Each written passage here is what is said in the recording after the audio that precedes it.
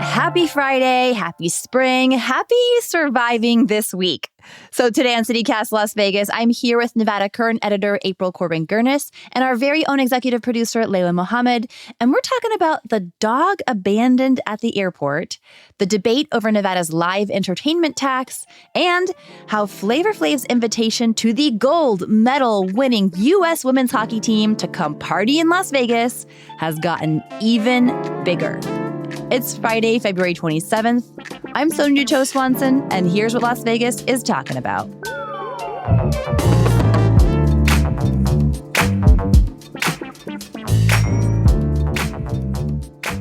April, Layla, good morning. Happy Friday. Good morning. Are we all feeling like we just survived the week? I don't know if anyone is here in like full-on cruising mode. The whole year. Yeah. Yeah, it's just one whole survival match at this point. Amazing. Well, we made it through to February 27th. Look at us. Yay. We're going to start things off with a hot headline. There was another cyber attack again. Of course. This time on Wynn Resorts. So we know that hackers stole over 800,000 records about current and former employees and demanded a $1.5 million ransom. The deadline was Monday, February 23rd this week. And we know about this because of a lawsuit from a California man who was identified as a, quote, customer, though Wynn says customers were not impacted. Wynn also refuses to say whether or not they paid the ransom, but I think we all know what happened here. Yeah, pretty sure that ransom got paid because those records were not released on the World Wide Web. Interesting. All right. Well, all the best to Wynn. Good luck. And folks, no prince in Nigeria wants to give you money. Just don't do it. Don't click the email link. In other news, there was a dog abandoned at the Las Vegas airport and the internet exploded. Layla, what happened? Yeah, this is kind of a crappy story that turns into a feel-good story. Oh. So earlier this month on February 2nd, around 11:30 p.m., so late at night, a dog was abandoned at the Harry Reid International Airport. It was a 2-year-old mini golden doodle. So picture the cutest dog you can imagine. It was tied to a baggage sizer at the JetBlue ticket counter after the owner was denied a boarding pass because they had not filled out the paperwork needed to get the dog registered as an emotional support animal.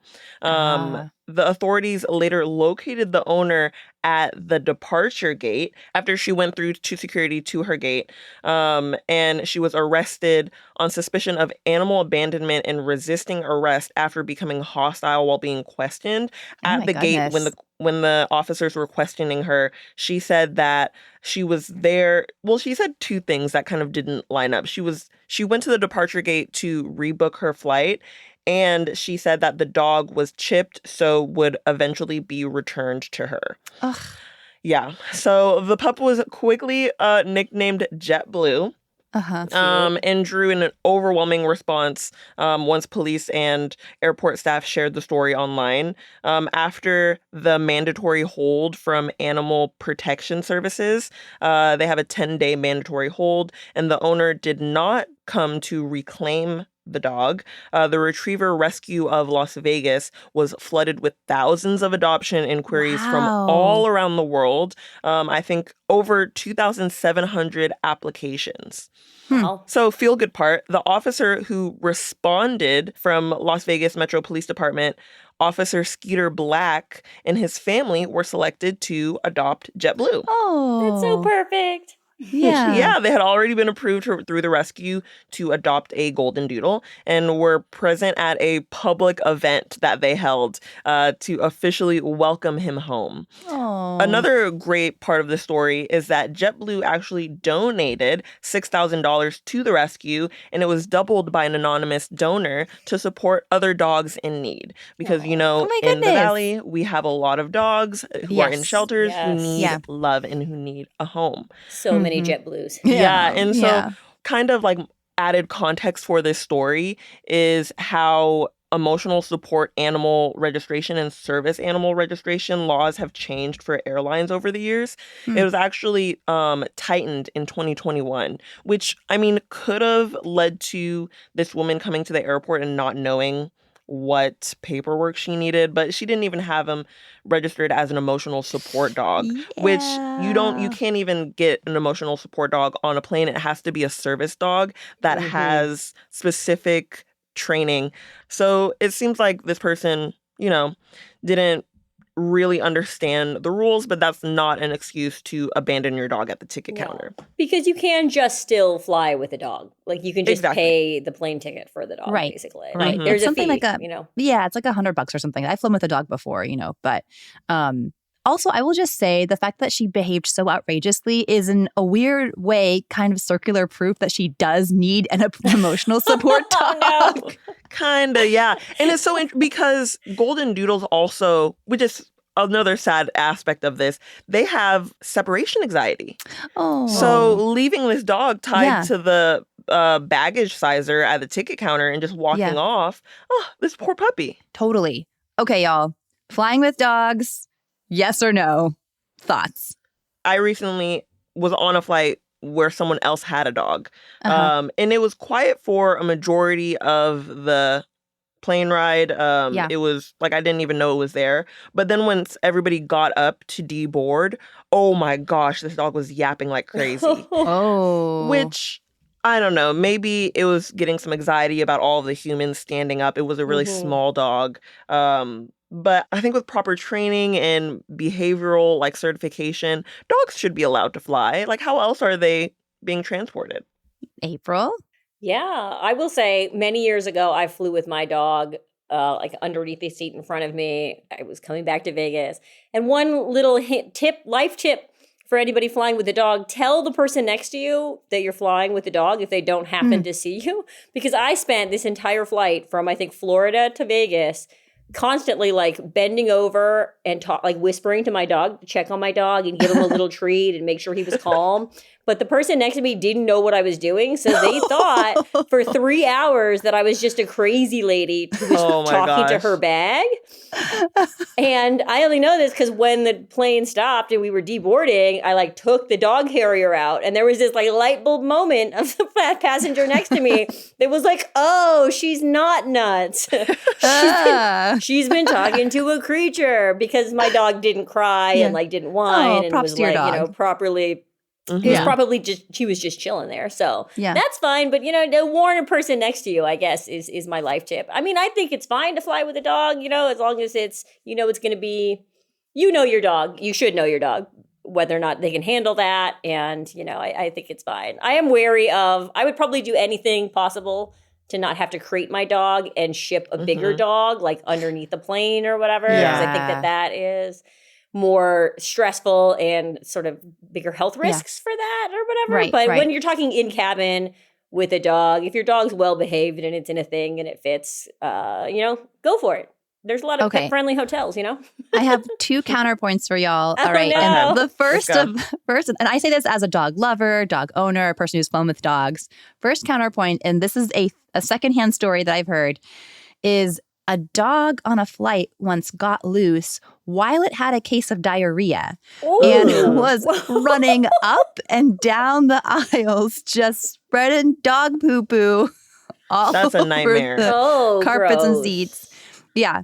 And so people don't tend to do that. There are certain things that make a dog on a flight a little bit messier, a little bit more difficult in some cases. My other counterpoint is that I think there's a certain category, however, of this emotional support animal that's been kind of stretched and abused a little bit. Yes.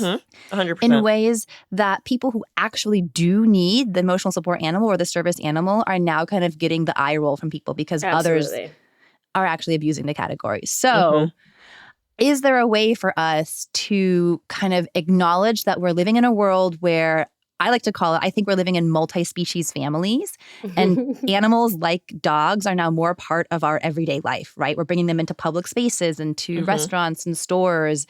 At the same time, can we acknowledge that it's not great for everyone and there might need to be other accommodations in place to not make that difficult for people who are, say, allergic to dogs or scared of dogs? Yeah, I actually have a statistic for you here on why they had to tighten rules about emotional support animals on flights. Between 2011 and 2025, the registration for emotional support animals soared from around 2,400 to over 250,000 by 2025. And so my that's why they goodness. had to stricten it, because people were kind of abusing the system, like you said, Sonja, in registering all kinds of animals that Including a eventually would... peacock. I heard about a peacock being Yes. registered as an emotional support animal. And that, for me, Yeah. like talking about people who are scared of dogs, I'm definitely afraid of birds. Yes, So Layla if is I afraid got of on a birds. flight with I a know this. peacock, I would freak out. I would probably get off the flight. And so I think there has to be a line drawn for what kind of animal can be on, in a closed cabin and be trusted to not run up and down the aisles having diarrhea. The tightening of rules was needed, but it's so sad to think about people checking their dogs in to be under the plane. So there has to be a better way to travel on planes other than like just put your dog in a car and drive with them. Yeah. First class, no longer for people, only for dogs. That's the solution. Oh, I love it. Yeah. Yeah. A whole class just for dogs. Yeah. And one for kids, because people probably like, that's yes, a whole April. nother ballpark, but you know. Speaking my language, April. I love it.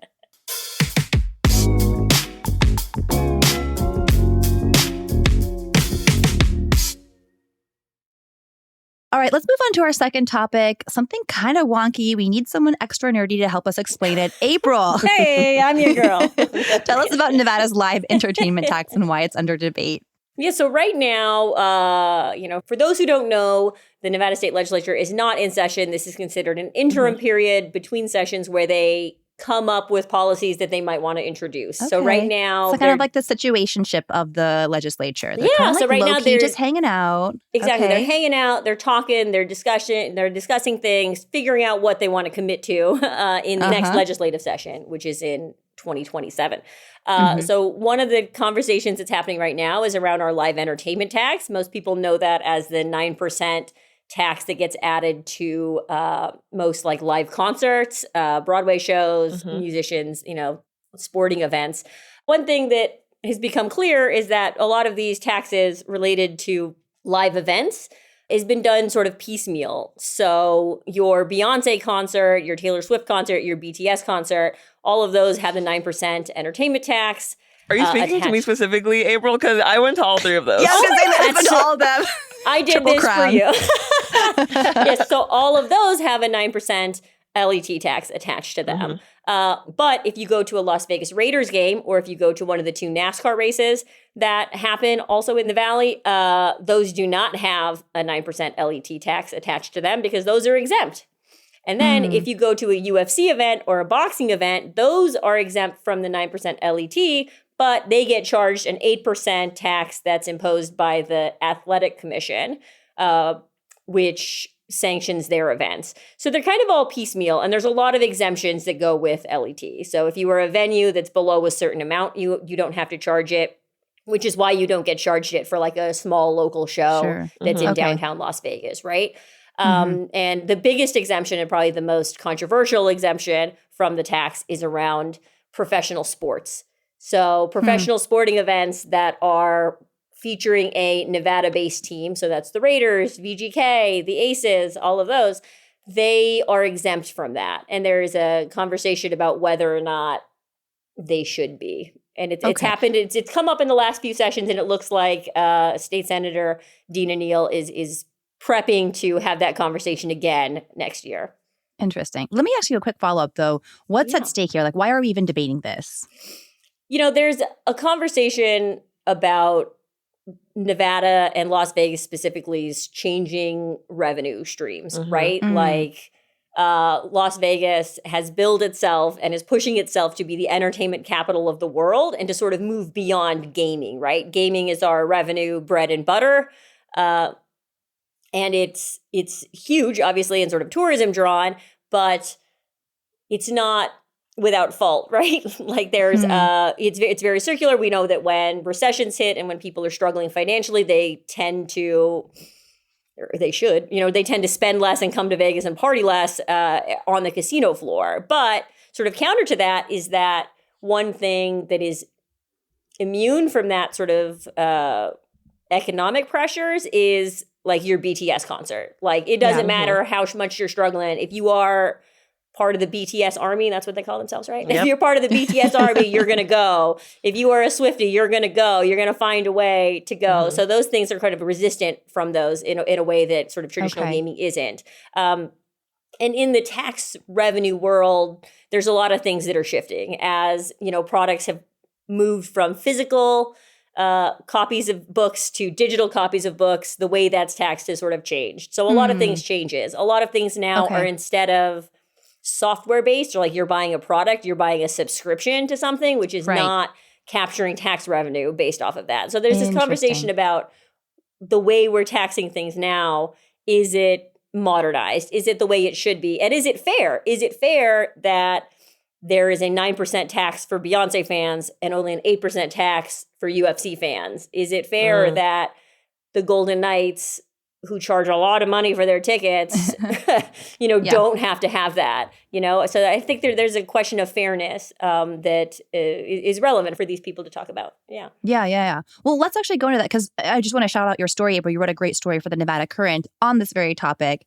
And in that story, you quote State Senator Dina Neal, and she basically argues that, and this is not a direct quote, but my summary is that she says that sports is not an itty-bitty baby industry anymore that needs some protection and coddling from the LET anymore. Is she right? Yeah, I mean, that's the argument, right? There was when this issue came up during the legislative session, I think a few years ago, the Raiders came out and said this was part of the agreement. Like when we decided that we were going to come here to Allegiant and we were going to do the whole thing, it was understood that we would not be subject to this tax. And the argument has been like, we are a emerging, like sports is new to Vegas and we need to be able to incentivize it. We shouldn't have that LET tax or whatever. And maybe that makes sense if you think about the fact that NASCAR and the NASCAR races have an exemption. But now, how long has NASCAR been here, right? Like, do they still need it is the question. And Dina Neal's kind of making this case that like, okay, we incentivize them to come and we gave them this exemption from this tax, but I don't know, they're champions now, they've done stuff, they're selling out, Allegiant Stadium is winning awards about being the top grossing stadium in the world, like do you really need it? If you look at the price tags or there's no that's the question. Yeah Layla, what do you think? I feel as a patron, like this affects how many people will show up at the games, not so much as like sports isn't an itty bitty baby industry anymore. They can handle it. Can the consumers handle it almost? Like April said, BTS Army, I don't care what financial situation I'm in, I'm going to figure out a way to buy the ticket. But if I'm maybe struggling a bit more, I might skip out on the Golden Knights game if an additional tax is added on and the ticket is just that much more expensive. Well, because BTS is a one-time thing, right? Exactly. Versus something like VGK, there's a whole season. Right. Like I have more opportunities to go, so I might not feel as compelled to have to go this weekend. Yeah. And then I might, there's another season next year. I'll just go maybe next year if I want to.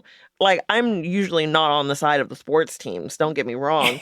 But I feel like it makes sense to me why they're excluded from that tax. And if they are going to be put into it, then their whole pricing needs to change because, like you said, Golden Knights tickets are expensive. Raiders tickets are expensive. Adding an 8% or a 9% tax onto that, it might dissuade fans from going, especially local fans. And I think that's the argument for keeping them exempt, is that more locals go to those than go to the BTS show or anything like that. So, but it's sort of this double-edged sword, right? Where if the state needs revenue and if you believe that we need more social services or better healthcare, better education, then we need that money has to come from somewhere.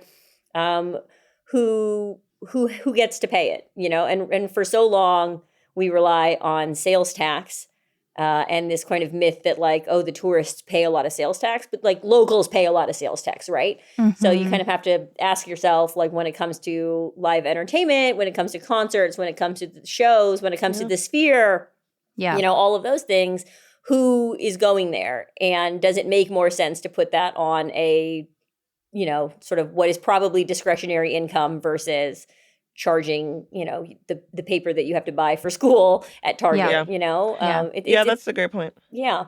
I would actually, interestingly, feel a little bit different about paying a tax for something at Allegiant Stadium versus something at, say, the upcoming A Stadium, simply because so much public funds have gone into the A Stadium. And I know it's not an exact one-to-one, but like sort of in this weird mental space, it almost feels like, well, we already put so much of our tax money into this, a venue for these events, right? April, that was a great point on, those taxes come back to the community. And what could we do if we are generating tax revenue from sporting events? Like what we saw happen in New York over this past week, with them putting their tax dollars to use and paying citizens to, shovel the sidewalks, and the sidewalks are clearer. Nice. And so that's kind of a benefit for the whole community while paying community members a fair wage to shovel the sidewalks. And while that's not going to happen in Vegas, we're not going to get a blizzard. It makes me wonder what we could use an additional 8%, 9% on sporting tickets, like what we could do with that tax revenue. Oh, I love that. Yeah. Pick up the dog poo-poo. Like speaking of tying all our topics together.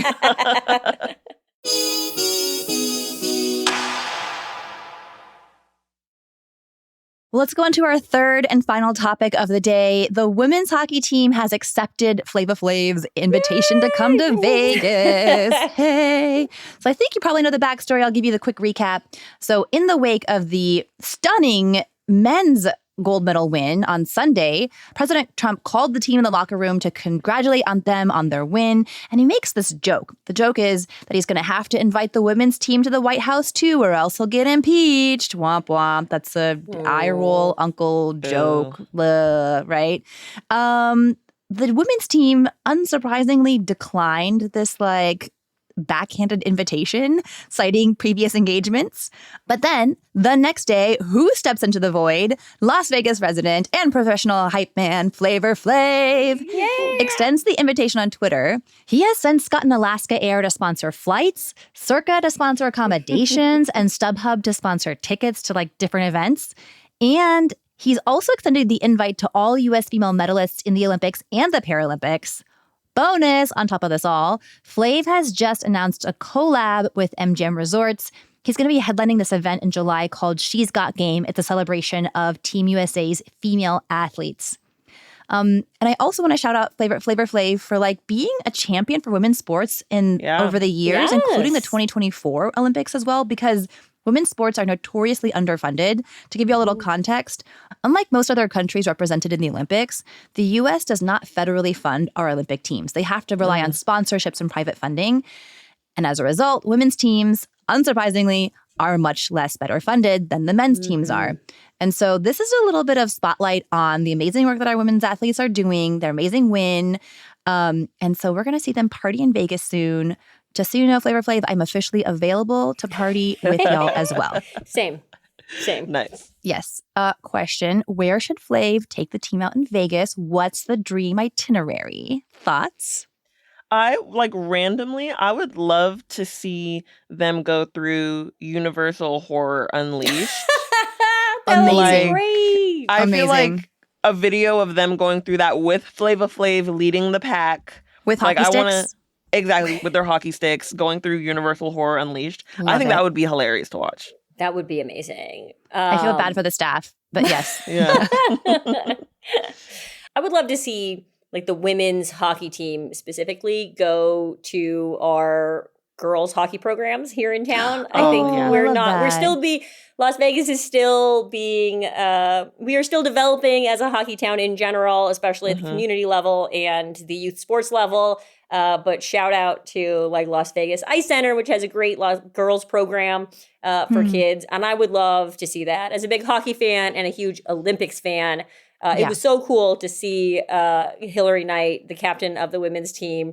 They would show all of these photos of her with her teammates when they were children, when they were younger kids in the program or whatever, because she's been a player for a long time in the hockey world. So seeing them look up to her as a child and take a photo as a fan, and then years later to now be on the same team as her is so remarkable and so cool. And I do hope that though they should be partying and this should be a celebration, I would love to see them also give a little love to all of the youth athletes in town, whether or not that it's at the high school level. We have some great sports teams there, obviously, and great programs, but also the, our local ice centers too would be really cool, I think. Yeah. Okay, my vote is for the Bacchanal Buffet. Take all these like incredibly ripped, super strong women athletes to the buffet. Just let them go to town on the crab legs. Absolutely. On the, every single station of food there. It would just be like the best thing. I feel like I've never gotten my money's worth at a buffet, so this is like revenge on the buffet for me. Yes. Just get your money's worth, and then also just like have the best feast. You deserve it. Yeah, and if they're going to go to a sporting event, I don't know when seasons are or when the celebration is going to be scheduled, but like obviously they should meet up with the Las Vegas Aces, who are champions in their own right. That would be really cool, and it's Vegas, so they obviously should stay at like whatever Italian themed casino would be. That would just be really funny. That is amazing. You went to the real thing. Now experience the not real thing. Exactly. Now go to this cheap imitation. Go to all the Italian restaurants. I think they said that they're going to a Golden Knights game, which struck me as like interesting because we had players on the U.S. men's team. That is true. But the two VGK players, Jack Eichel and Noah Hannafin, actually also did go to the White House. They did not decline the invitation. Womp womp. Yeah, so going to a Golden Knights game, I'm like, go to an Aces game or see what other go to a local like girls sports game. I think they're interested in spreading the. It sounds like from all the communications I've seen from the women's hockey team, there's a lot of like politeness and love and respect for the men's hockey team and blah blah blah. So I respect that.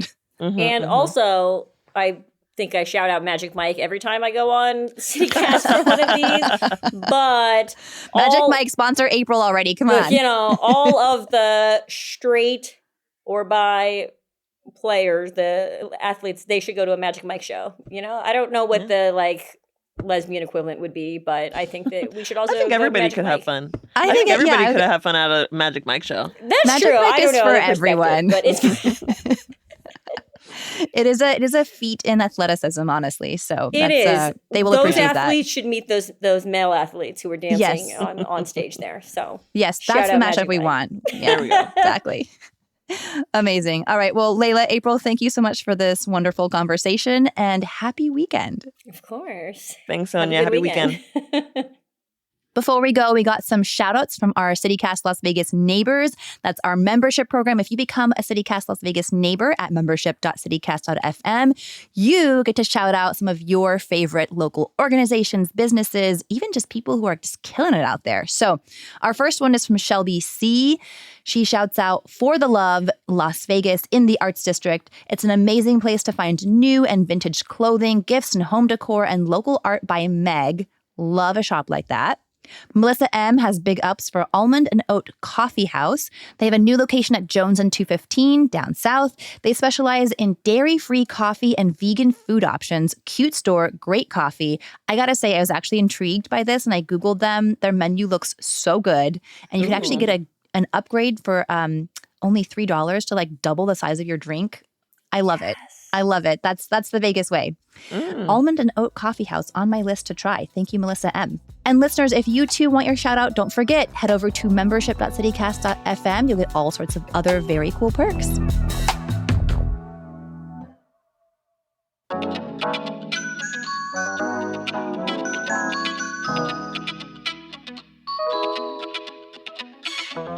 That's all for today here on CityCast Las Vegas. Our executive producer is Layla Muhammad. Our roving producer is Zoe Culkin. Our newsletter editor is Rob Katchelreese. And I'm Sonja Cho Swanson, currently available to party with the women's hockey team. Call me up, Flav. Music is by OG Moose, Epidemic Sound, and All the Kimonos. We record this show on the traditional homelands of the Nuuvi, the Southern Paiute people. And if you enjoyed this show, I know you did, go tell a friend, rate the show, leave us a review, and subscribe to our morning newsletter. Don't forget, you can support this show and get some great perks by becoming a CityCast Las Vegas neighbor at membership.citycast.fm. We'll be back Monday morning with more news from around the city. Take care.